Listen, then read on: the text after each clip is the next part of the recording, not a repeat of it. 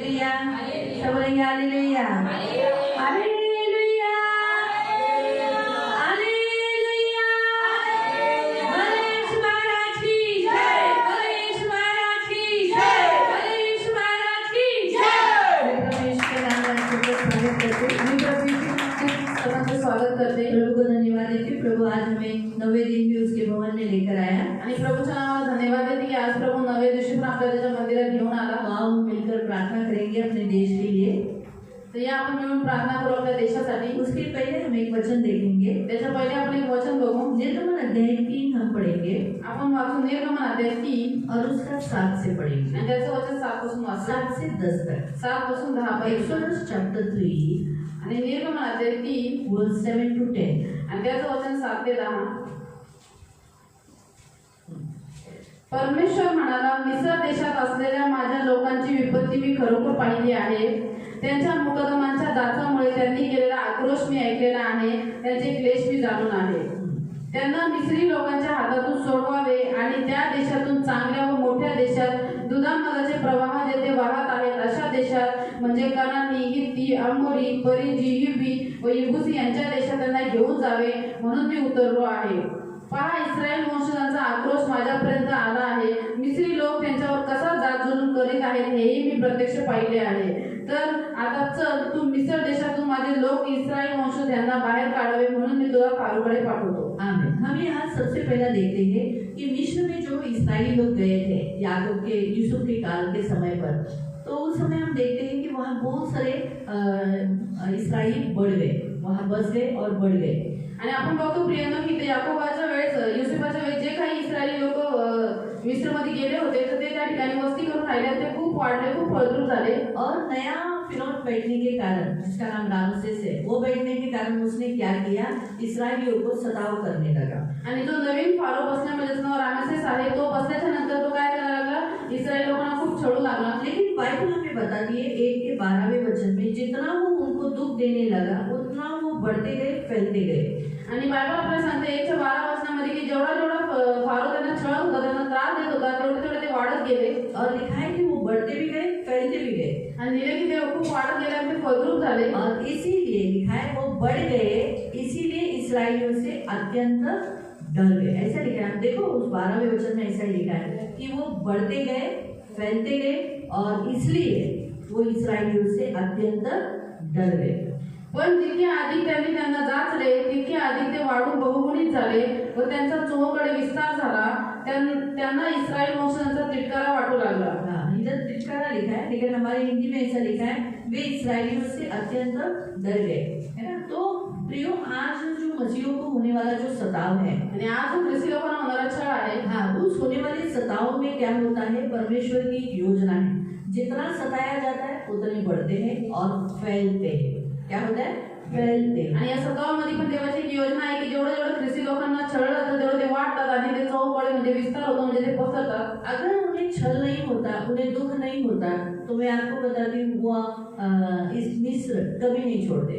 आणि त्यांना जर छळ किंवा सताव झाला नसता इस्रायल लोकांचा, त्यांनी मिस्र देश कधीच नसता सोडला, कभी नहीं छोड़ते, कधीच नसता सोडला। उन्हें वहाँ अच्छा था, सब खाना पीना रहना सब अच्छा था, आणि तिथे त्यांना खाया प्यायला सगळ्या गोष्टी चांगल्या होत्या। इसीलिए परमेश्वर ने क्या किया, एक नया फिरौन बिठा दिया। आणि म्हणून देवाने काय केलं, एक नवीन फारो राजा बसवला। हाँ, वो जरा कठोर था, क्रूर था, दुष्ट था, आणि हा फारो कठोर होता, क्रूर आणि दुष्ट होता। और इसी कारण से क्या हुआ, आणि ज्यादा सताव करने लगा, आणि म्हणून तो जास्त छळू लागला, इस्राएलियों को तकलीफ देने लगा। तो इस्रायल लोकांना त्रास द्यायला लागला। परमेश्वर को मालूम है जब इंसान को जब तकलीफ होती है तो वो क्या करते हैं, वो परमेश्वर को पुकारने लगते हैं और परमेश्वर को पुकारते पुकारते वो सबसे सेकंड काम करते हैं, क्या करते हैं, वो उस जगह को छोड़कर बाहर निकलना चाहते हैं। आणि देवाला माहिती की जिथे जे छळ किंवा त्रास होतो ते लोक सगळ्यात पहिले देवाकडे आरोळी मारतात, देवाकडे प्रार्थना करतात, त्याला बोलवतात आणि ज्या ठिकाणी त्यांना छळ आहे सतावे तिथून ते बाहेर निघण्याचा प्रयत्न करतात। आप में से जो लोग शाम के चर्च में थे उन्हें मालूम है कि शाम के चर्च में सिखाया गया था कि छल हुआ, उनको सताया गया, है ना, तभी वो परमेश्वर की दुहाई देने लगे, परमेश्वर के करीब आए। आणि संध्याकाळचं चर्च शिकवलेलं होतं की जेव्हा जेव्हा इस्रायल लोकांना छळ झाला, त्यांना सतावलं गेलं, तेव्हा ते देवाकडे आरोळी मागू लागले, वो बढ़ गए, फैलने लगे, आणि ते वाढले, पसरू लागले। उनसे सबसे बड़ी गलती कौन सी हो गई कि वो लोग मिस्र में जाने के बाद परमेश्वर की उपासना करना भूल गए। आणि त्याच्यामुळे सगळ्यात मोठी चूक कोणती झाली की ते मिस्रमध्ये गेल्यानंतर देवाची आराधना करणं विसरून गेले. जो परमेश्वर को होमबलि दी जाती है वो देना बंद हो गया था मिस्र देश में। आणि जे देवाला होमार्पण दिले जातात ते मिस्र देशात गेल्यानंतर बंद झाले होते. हाँ, इसी कारण से परमेश्वर ने क्या किया, रामसेस को उठा लिया और रामसेस उन्हें तकलीफ देने लगा। फिर वो परमेश्वर को पुकारने लगे। फिर वहां से उन्हें बाहर निकलना था, उन्हें उस गुलामी से बाहर निकलना था, वरना तब तक वो मिस्र देश से बाहर निकलना बिल्कुल पसंद नहीं कर रहे। आणि म्हणून देवाने नवीन फारो जो रामसेस आणला तो त्यांना छोडू लागला, त्रास द्यायला लागला. म्हणून इस्रायली लोक काय केले, देवाकडे आरोळी मारू लागले, ते देवाकडे प्रार्थना करू लागले. का? कारण की त्यांना त्या गुलामीतून बाहेर निघायचं होतं. जर त्या फारोने त्यांचा छळ केला असता तर त्या गुलामीतून ते कधीच बाहेर निघाले. वैसे ही जब नए करार में भी हम देखेंगे तो ये परमेश्वर ने जब कलीसिया बनाई, आणि तसंच आपण नवीन करारामध्ये बघतो की देवाने ज्यावेळेस मंडळी बनवली, कलीसिया बनाने के बाद कलीसिया में बड़े बड़े चिन्ह चमत्कार होने लगे। आप प्रेरितों की पुस्तक में आ जाएंगे। आपण प्रेषितांच्या कृत्यामध्ये जाऊ. अभी परमेश्वर यीशु मसीह जब उठाए जाने वाला था, आणि प्रभू येशू ज्यावेळेस उचलला जाणार होता, प्रेरितों का काम अध्याय 1 पढ़ेंगे। आणि प्रेषितांची कृत्य आता 1 आपण वाचू. हाँ, उसका 8वां वचन। आणि त्याचं वचन 8. परंतु पवित्र आत्मा तुमच्यावर येईल, तेव्हा तुम्हाला सामर्थ्य प्राप्त होईल आणि यरूशलेमेत तो सर्व यहूद्यात शमरून तो पृथ्वीच्या शेवटापर्यंत तुम्ही माझे साक्षी व्हाल. कहाँ कहाँ तक वो प्रभु का वचन, प्रभु की गवाही देना था? यरूशलेम, यहूदिया, सामरी और पृथ्वी के छोर तक। अब ये लोग यरूशलेम छोड़ के जाते क्या? आता हे लोक यरूशलेम सोडून गेले असते का? हम दूसरे अध्याय में देखते पवित्र आत्मा आ गया। फिर ऑलरेडी यीशु बोला ना, पवित्र आत्मा तुम पर आएगा और फिर तुम अधिकार पाओगे, सामर्थ पाओगे और तुम मेरे गवाही दोगे, मतलब सुसमाचार बताओगे, लोगों को मेरे बारे में बताओगे।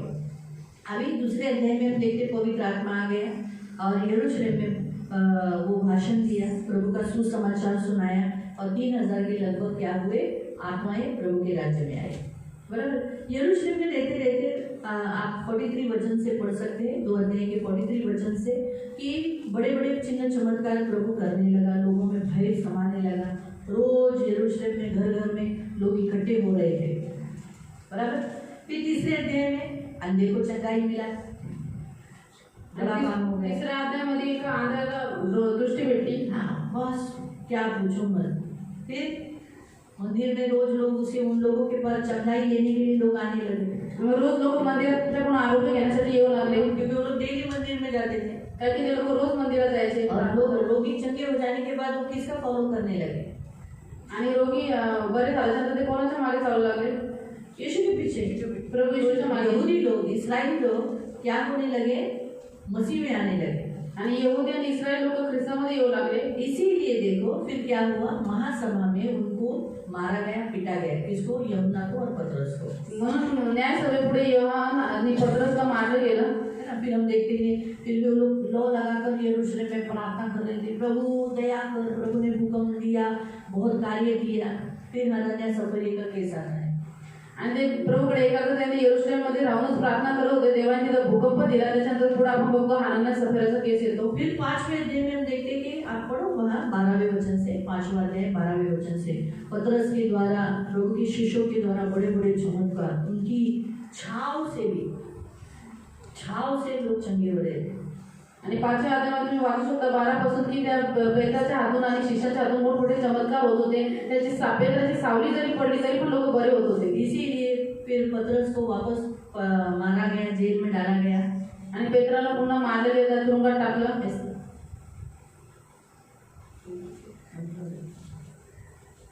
तो हम देखते हैं यहाँ कि क्या हो गया यहाँ। फिर भी लेकिन ये लोगों ने क्या किया, फिर भी इन्होंने क्या किया, सुसमाचार बताना, यरूशलेम को छोड़ा नहीं। आणि तरी सुद्धा यांनी सुवार्ता सांगणं चालूच ठेवलं आणि यरूशलेमला सोडून ते गेले नाही. देखो परमेश्वर वहाँ उस यरूशलेम में ही उन्हें रखना नहीं चाहता आणि देवाला त्यांना यरूशलेमच ठेवायचं नव्हतं. और वो लोग